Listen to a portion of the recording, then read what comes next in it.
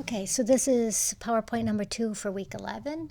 It's our start of linguistics and the law. I'm going to give you a case study of how linguistic work on African American English helped change a number of laws and policies in our nation. So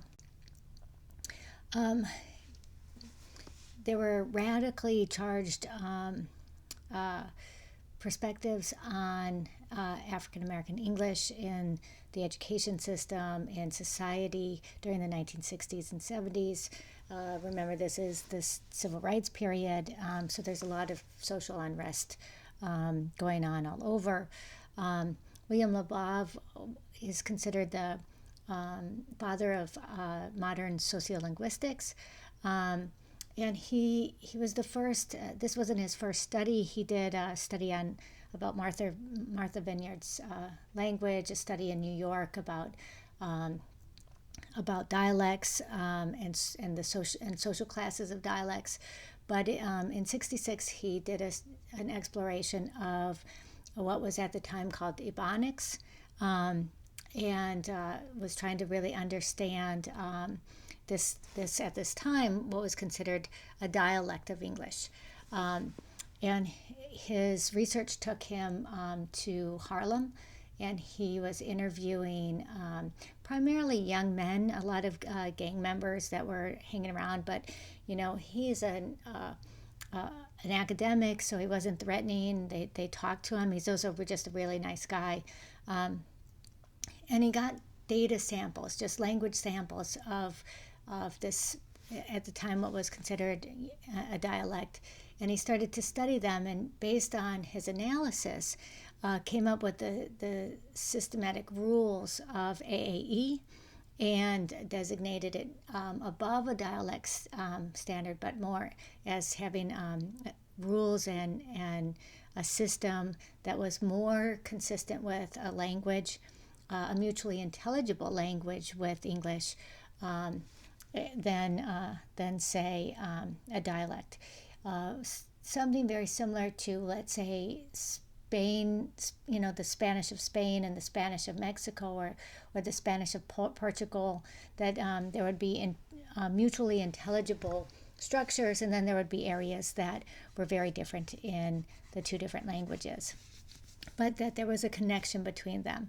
And so he really began to legitimize the notion of what AAE was in terms of a language, and particularly during this period of time.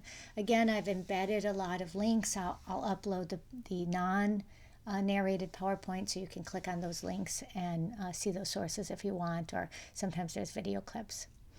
So we had this support going on at the same time. This unrest continued, this anti-AAE, even after Labov's work. Was still this very strong anti perspective on African American language during this period. But even from, and maybe greatly from, the educational circles. You'll see in a clip how young children were treated as not being smart enough, as needing like special education, ignored in the classrooms because their language was not standard or close enough to standard. If you think about that PowerPoint on dialect as far as that spectrum of that continuum from standard to non-standard, educators really saw this as a problem with intelligence, and a lot of kids were grouped into special education classes just because their language was different. Interestingly enough, this idea that that this language was so far different from the standard side came up primarily because during the 60s, the movement, and even earlier, starting in the 40s, 50s, and 60s, there's this movement of African American families from the South to places like Detroit, Philly, Chicago, other areas in the country. And so this language, this AAE that is rule governed and rule based, is coming with them in these pockets of the North. And the Northern and Midland teachers saw this as a deficit in their ability, in their intellectual ability, rather than a separate language. So there's a lot of discussion about AAE and speakers of AAE in the schools. One thing that really changed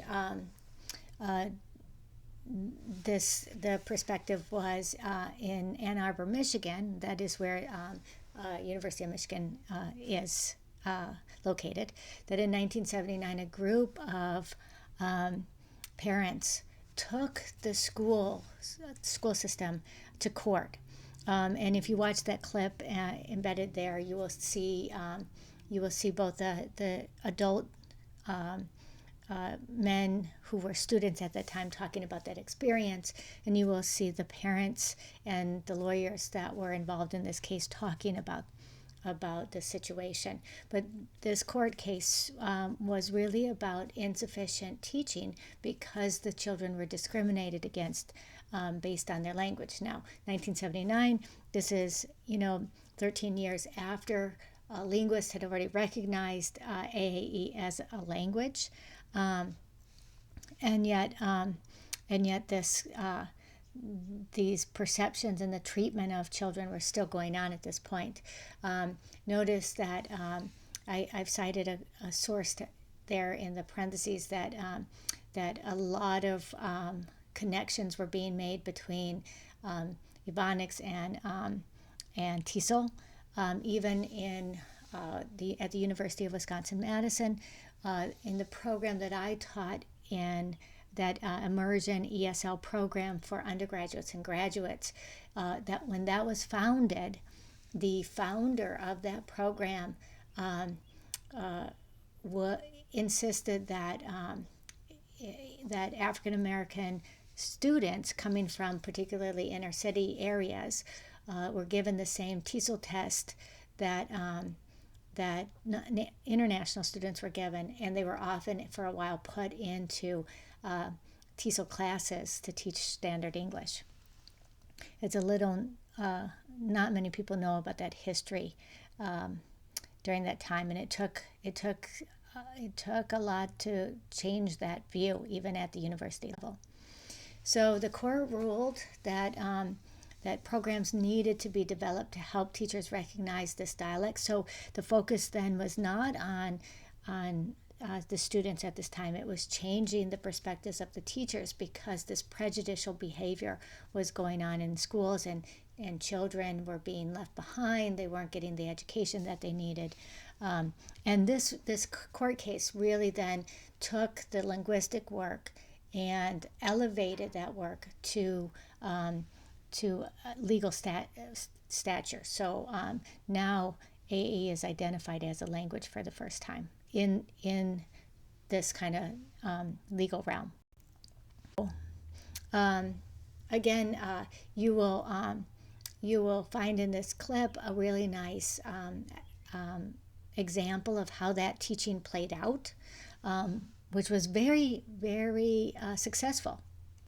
So this linguistically informed approach, teaching children the linguistics and the syntax of their home language in connection with the syntax and morphology and pronunciation of the target language, which would be standard English, or what was called academic English, was the approach that they took.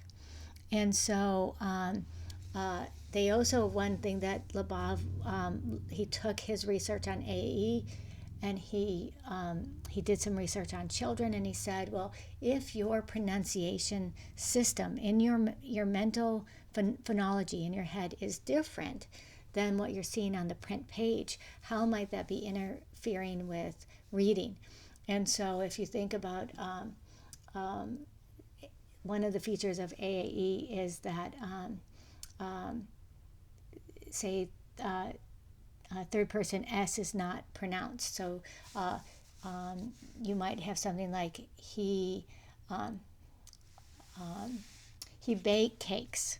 So we don't have that third person S, but when you're learning to read, there's an S there, but that doesn't match how you would say that phrase. Or if you said, I have 50 cents, instead of I have 50 cents, that your mental grammar doesn't put an S there. And so things like tooth, that TH sound at the end in AAE is systematically replaced with the F, tooth. And so if in your head you know F sounds like the F sound, and that's the mental representation you have of the word TOOTH is TOOF sound-wise, and then you're learning to read, and that system doesn't match the words that you're looking at, that could cause reading problems. So there was this notion that it wasn't just about syntax, it wasn't just about morphology, it was also about pronunciation. So here's some of those rules. Instead of I missed him, the morphological pattern in AAE would just be I miss him. So you don't have that past tense marker. You don't say the past tense marker. It's only in context that a listener or a reader would know that you're doing past tenseness. But that's the case in Chinese as well. There's no past tense markers in Chinese.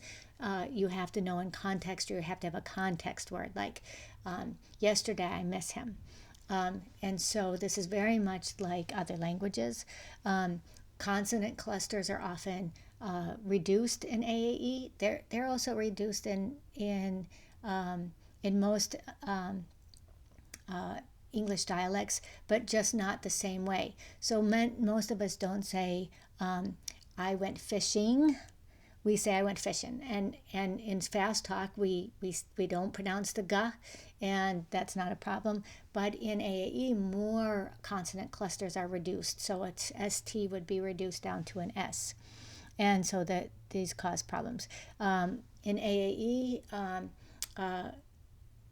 they avoid, there's an avoidance of contraction. So he will be here. He is tall, and so just looking at what these differences are and creating a curriculum that shows the child, this is the language you have, this is your home language, this is what you say, here's what academic language or standard English does, and letting them see those connections.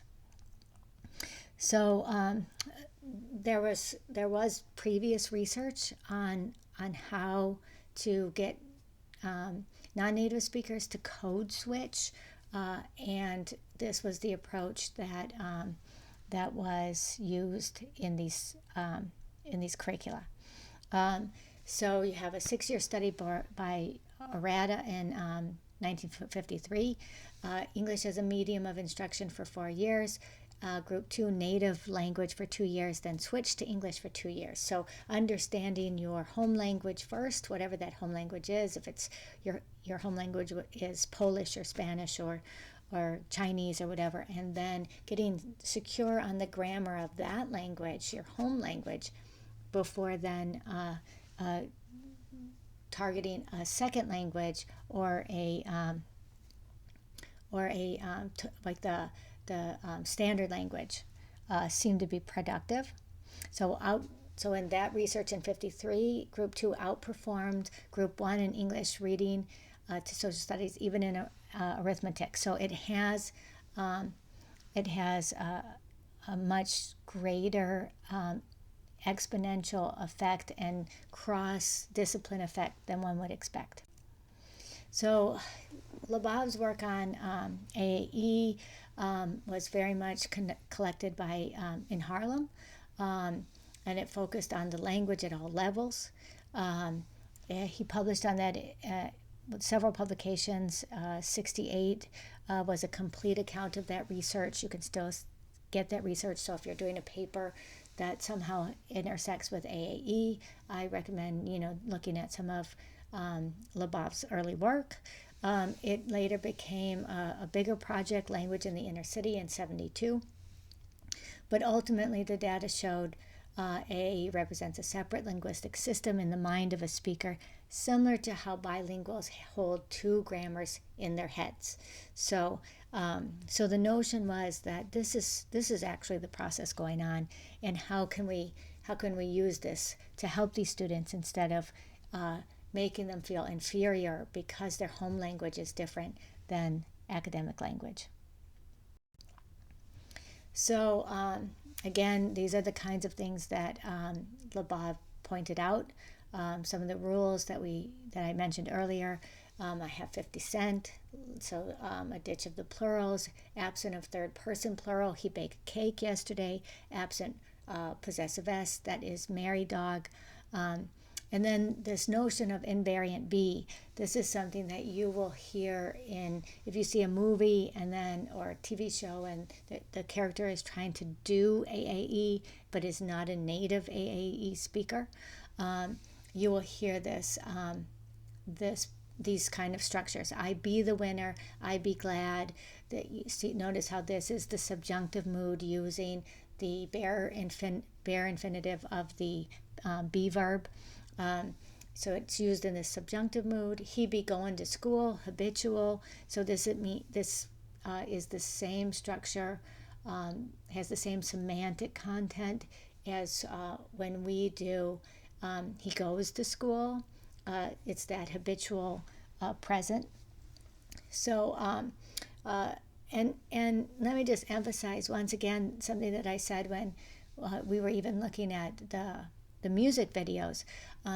AAE is a language, and even though it has African American in the title, anyone born into and raised into a community in which AAE is the language of the community will be an AAE speaker.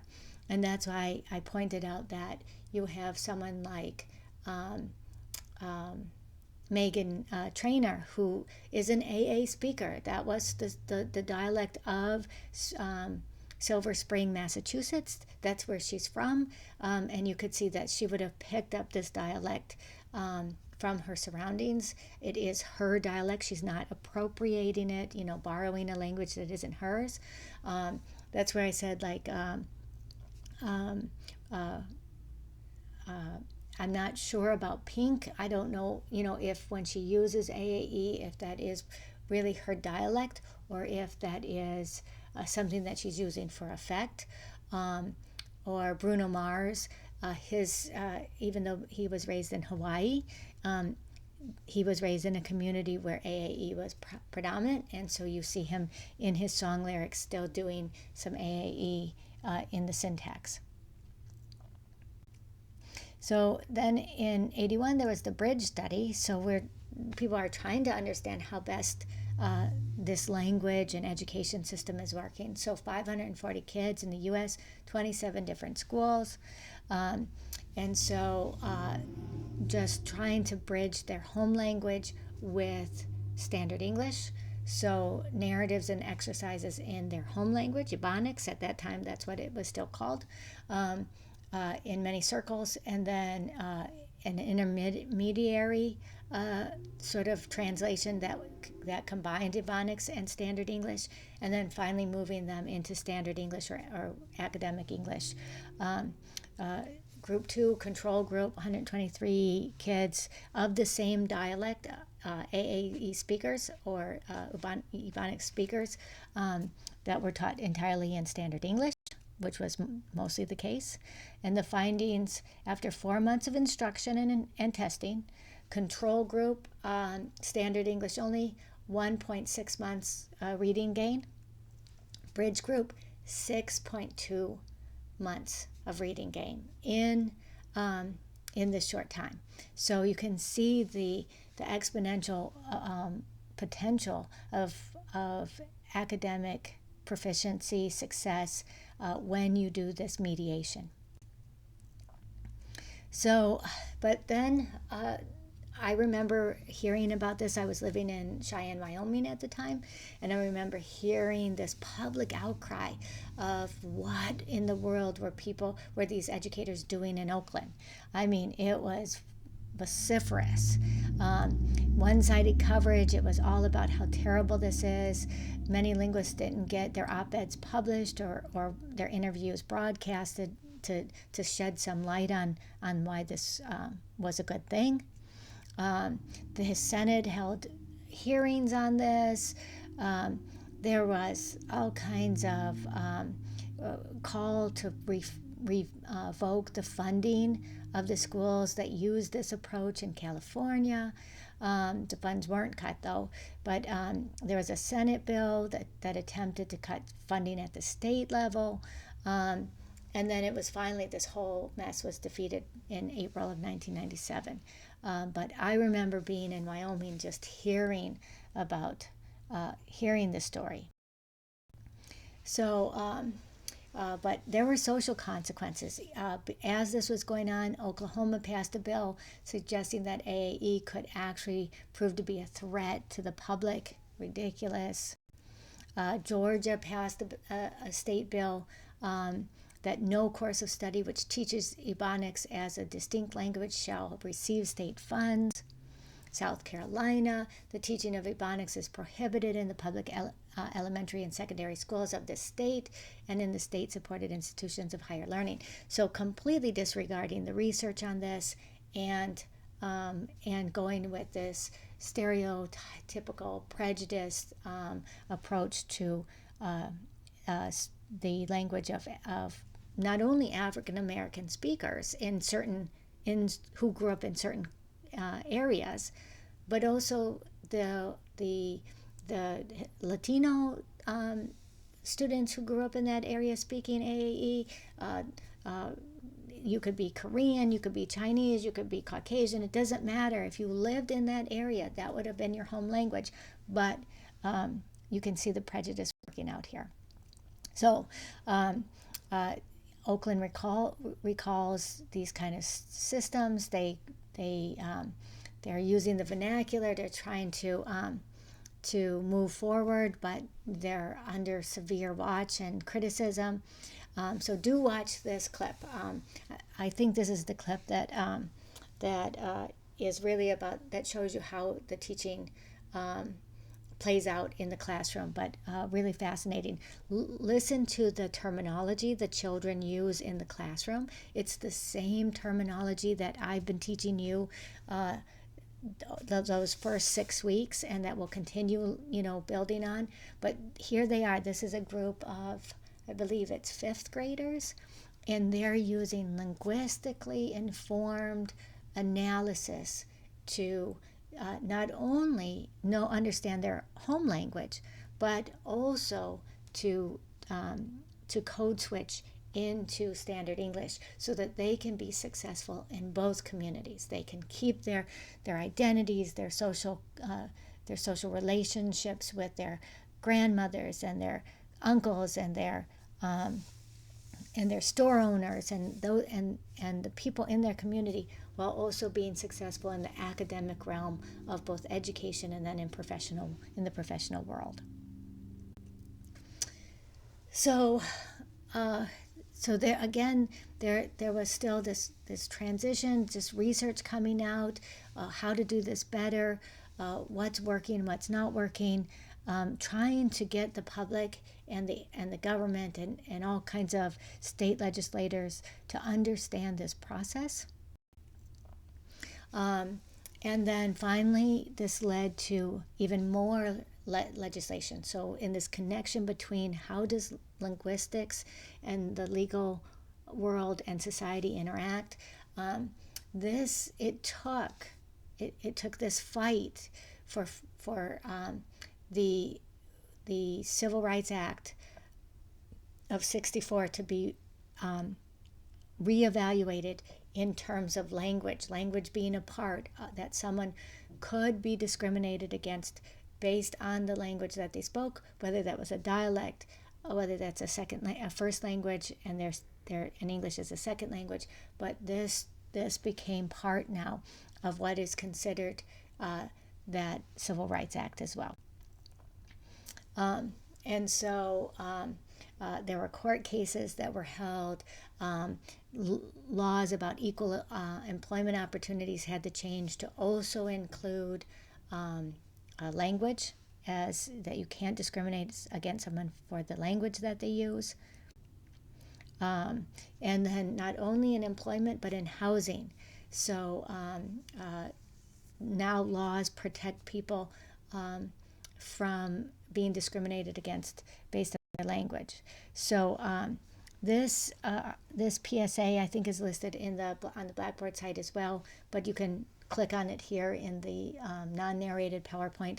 Do watch this clip because it is the work of linguist John Baugh. He's still an active linguist today, sociolinguist today. He grew up in a neighborhood, I believe he's from Philly, but he grew up in a neighborhood in which it was a diverse language community.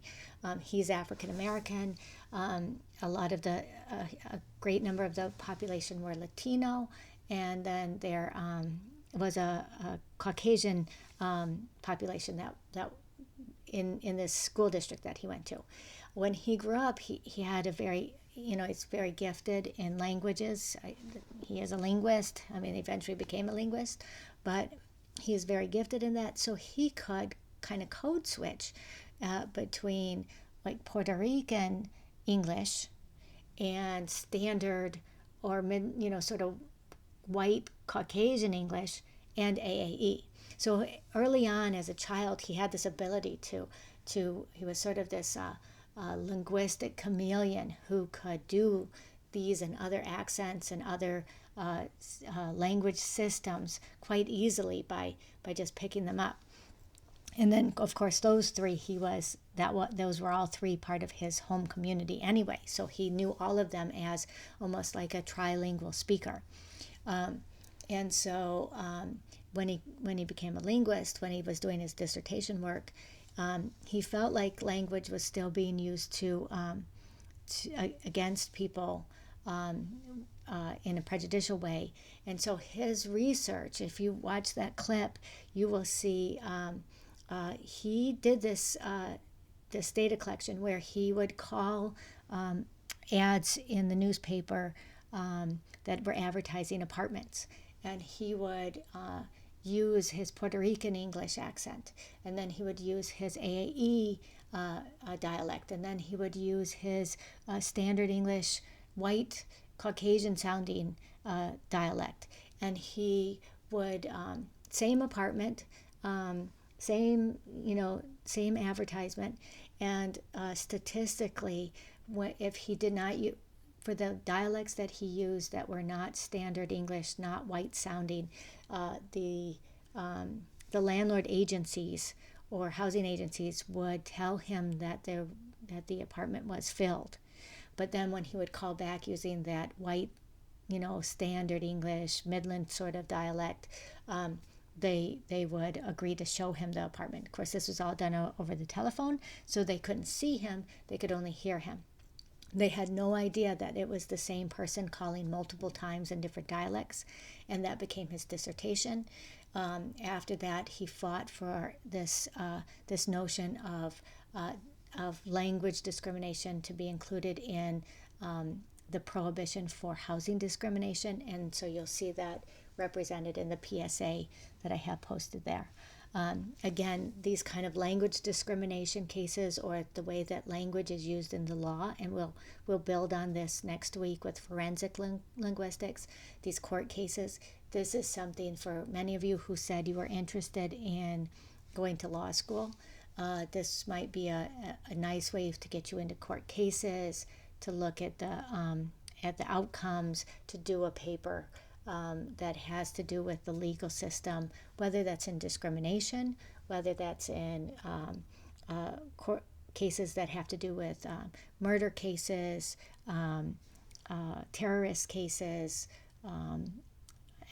any number. We'll explore those next week in the PowerPoint, and it'll give you some ideas. And your homework from next week will give you some ideas on how to maybe do a paper on one of those topics.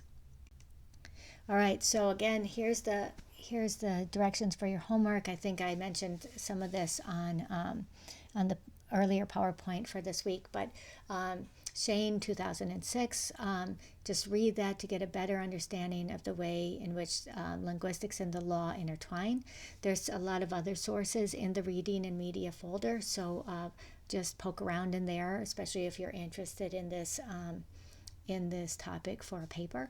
And then getting back to the heart of our class, which is syntax, I've again watched the Gladwell podcast, a little bit long but really interesting. Again, all these things will be contribute to the final, so try not to neglect any. And then I have one handout on there. It has some sentences from the Constitution.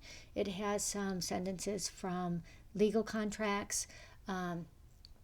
And it will, and I'll ask you to analyze the grammar plus the punctuation and the ambiguity that occurs as now that you're seeing how these things connect, and writing about that. So that's your homework for week 12. It's not due until Tuesday of week 13 before class, so post it. You'll see the link on there. And then next week we move to forensics and forensic linguistics. So again, it's so sad that this part of the class is we're not getting that nice discussion interaction that we would have had we been face to face. But I hope that you still find all of this really interesting. I'll log in, and maybe some people who want to log in the optional Zoom meetings, we can talk about these things and other things. But because I don't know your internet constraints, I hate to make that mandatory. And also knowing that the system could bog down, and we may not be successful every time. So I don't want to make that mandatory, but optional. But of course, again, if there's anything that you want to meet, Zoom, Skype, phone to talk about, we definitely will. Just let me know, or you want to email me questions or concerns. I'll try to if I haven't already, I'll try to put a discussion board post on each of the weeks as well for people to post questions or comments. All right, thanks guys.